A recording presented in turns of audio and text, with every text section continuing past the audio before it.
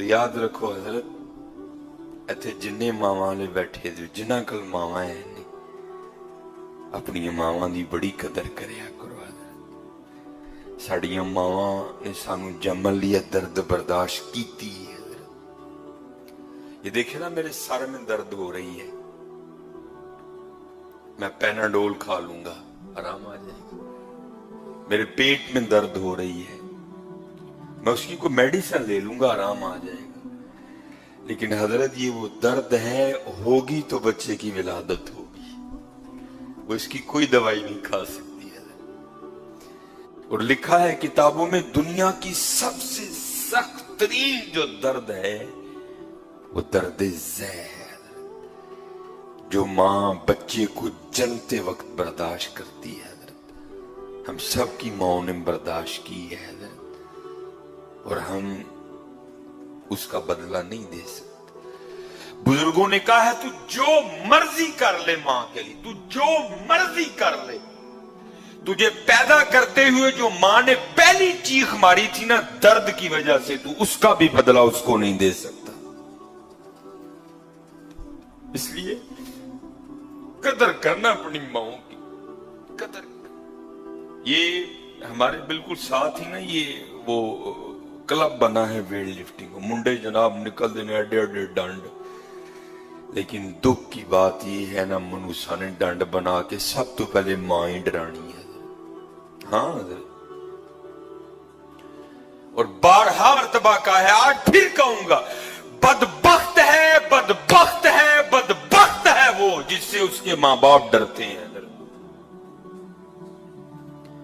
نہیں حضرت، آج بھی اپنے ماں باپ کے سامنے اسی طرح رویہ رکھو، ان کو اتنی دلیری دو کہ جس طرح بچپن میں ابے کو چنڈ مارتے ہوئے ڈر نہیں نہ لگتا تھا، اس کو تھا یہ چھوٹا ہے اس نے آگے سے کیا کرنا ہے.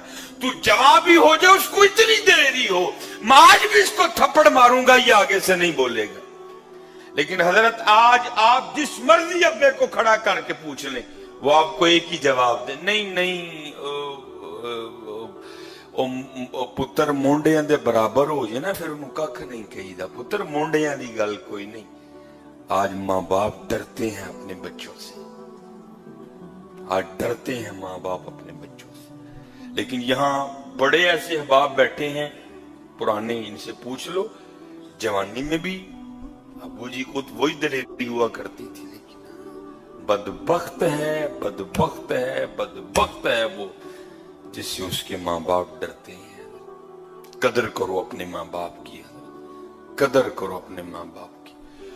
وہ امیر المومنین حضرت سیدنا عمر بن خطاب رضی اللہ تعالیٰ عنہ آپ فرماتے ہیں باپ اور بیٹا آ گئے.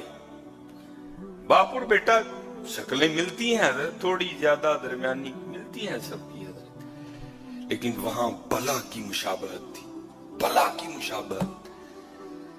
امیر المومنین حضرت سیدنا عمر بن خطاب رضی اللہ تعالیٰ عنہ بھی حیران ہو گئے. آپ نے فرمایا میں نے بڑے باپ اور بیٹا دیکھے ہیں لیکن جتنی تم دونوں کی شکل ملتی ہے میں نے کبھی کوئی باپ اور بیٹا نہیں دیکھے ایسے. وہ بندہ عرض کردہ حضور اگر آپ اس بچے کا واقعہ سنیں گے نا جو گزری ہے اس کے ساتھ تو امیر المومنین آپ کی حیرانگی میں اور اضافہ ہوگا. امیر المومنین رضی اللہ تعالیٰ نے کہا سنا. عرض کردہ حضور میں ایک تاجر ہوں، ماشاءاللہ بڑے یہاں تاجر احباب بیٹھے ہیں، اب تو تجارت بڑی آسان ہو گئی، مال بناؤ ڈبوں میں ڈالو نمبرنگ کرو کارگو والے نو ویل دے کے ویلے ہو کے رام نال سو جاؤ. لیکن پہلے کیا تھا، پہلے خود ہی سفر کرنا پڑتا تھا، کہیں کہیں ماہ کا سفر کرنا پڑتا تھا اور پھر اپنا مال تجارت لے کر، جیسے ہم نبی علیہ السلام نے بھی سفر کیا شام کی طرف تجارت کا مال لے کر اپنے بچپن میں، پھر جوانی میں بھی نبی علیہ السلام حضرت خدیجہ رضی اللہ تعالیٰ عنہ کا مال لے کر پھر شام گئے. تو اب بڑا آسان ہو گیا نا. عرض کردہ حضرت یہ جب بچہ جب دنیا میں آنے والا تھا نا، دنیا میں نہیں آیا تھا، بھی ماں کے پیٹ میں تھا، تو تجارت کا مال تھا، سیزن تھا، مجبوراً مجھے نکلنا پڑ گیا. मेरी पहली औलाद थी, घर में कोई बड़ा नहीं था, मैं मेरी बीवी। जब मैं घर से निकला ना तो मेरी बीवी मुझे दरवाजे तक छोड़ने आई। औरत जात थी, तन्हा थी, हामिला थी, घबराई हुई थी। अर्ज करती है आप तो जा रहे हैं तिजारत के लिए, हामिला हूं, घर में अकेली हूं, तो क्या बनेगा आपकी इस औलाद को जो मेरे पेट में है। तो अर्ज करता अमीरुल मोमिनीन, मैंने दरवाजे पे खड़े होकर ना अपनी बीवी को ये जुमले बोले। मैंने कहा तू ना घबरा, मैं दुनिया में आने वाली अपनी इस औलाद को हवाले करके जा रहा हूं अल्लाह के। किसके हवाले? मैंने भाई वोट तो नहीं मांगा आपसे, शायद वोट मांगा होता हो तो आवाज इससे बुलंद होती। किसके हवाले करके जा रहा हूं? आए अल्लाह के, अल्लाह के। अर्ज करता अमीरुल मोमिनीन, मैं चला गया। 6-7 माह बाद वापसी हुई। अब जाहिर है मुझे पक्का था विलादत हो गई होगी, या बेटा हुआ होगा या बेटी हुई होगी। अब अंदर एक अलग ही कैफियत है, बेटा होगा ये नाम रखूंगा, बेटी होगी ये नाम रखूंगा, इस तरह उठाऊंगा, ये करूंगा, वो करूंगा, ये करूंगा, इस तरह करूंगा, उस तरह करूंगा। घर आ गया। अर्ज करता अमीरुल मोमिनीन, जब घर आया ना तो आके क्या देखता हूं कि घर को बाहर से ताला लगा है। मैं बड़ा घबराया, वो मेरी बीवी किधर गई।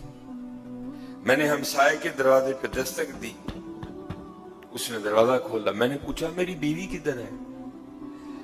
तो वो कहता है भाई जब विलादत का वक्त आया ना तो तुम्हारी बीवी दर्द ज़ै की शिद्दत को बर्दाश्त नहीं कर सकती। अर्ज करता है वो दरवाजे पे दस्तक दी, हमसाये ने कहा भाई वो दर्द की शिद्दत को बर्दाश्त नहीं कर सकती, इंतकाल हो गया। हमने उसको फुला कब्रिस्तान में दफना दिया है। एक शख्स मेरे साथ गया, जाकर कब्र की निशानदेही की, दुआ की, कुरान खानी की, साले सवाब किया, वापस आ गया। जोर पड़ी, असर पड़ी, मगरिब पड़ी, इशा पड़ी। अर्ज करता अमीरुल मोमिनीन, दिल बड़ा बेचैन। जब रात पड़ी ने तो ऐसे लगे जैसे को मुझे कब्रिस्तान की जानिब खींच रहा है। ना चाहते हुए भी मैं कब्रिस्तान चला गया, अपनी बीवी की कब्र पर गया। जब बीवी की कब्र पर गया तो जाकर क्या देखता हूं कि कब्र से शोला रोशन है, आग निकल रही है। मैं बड़ा हैरान हुआ। मेरी बीवी बड़ी नेक थी, सालिया खातून थी, आबिदा थी, जाहिदा थी, सोमो सलात की बड़ी पाबंद थी। इसकी कब्र में आग क्यों लग गई? ना चाहते हुए भी मैंने ये इरादा कर लिया कि मैं कब्र खोद के देखूंगा कि कब्र में है क्या। असल में वो नहीं कर रहा था, कुदरत करवा रही थी उससे। अर्ज करता अमीरुल मोमिनीन, मैंने कब्र की मिट्टी हटाई। जब कब्र की मिट्टी हटा ली, नीचे से फट्टे निकले, एक एक करके फट्टा उठाया, कब्र में उतर गया। जब कब्र में उतरा तो क्या देखता हूं कि बीवी का मुर्दा वजूद पड़ा है और साथ ही बच्चा खेल रहा है। मैं बड़ा हैरान हुआ, वो भाई ये क्या राज है? ये मुर्दा पड़ी है, साथ बच्चा खेल रहा है, ये कौन बच्चा है? ये किसका बच्चा है? और ये कब्र में तन्हा किस तरह जिंदा है? ये क्या रंग है? अर्ज करता अमीरुल मोमिनीन, मैंने वो बच्चे को सीने से लगा लिया। जब सीने से लगाया तो गैब से आवाज की आती है, ओ बंदिया, तो जाते हुए तू कह कर गया था कि दुनिया में आने वाली अपनी इस औलाद को मैं अल्लाह के हवाले करके जा रहा हूं। और हमारे हवाले करके जा रहा है, जिंदा दे रहे हैं। बीवी हमारे हवाले करके जाता, वो भी तुझे जिंदा ही देनी थी।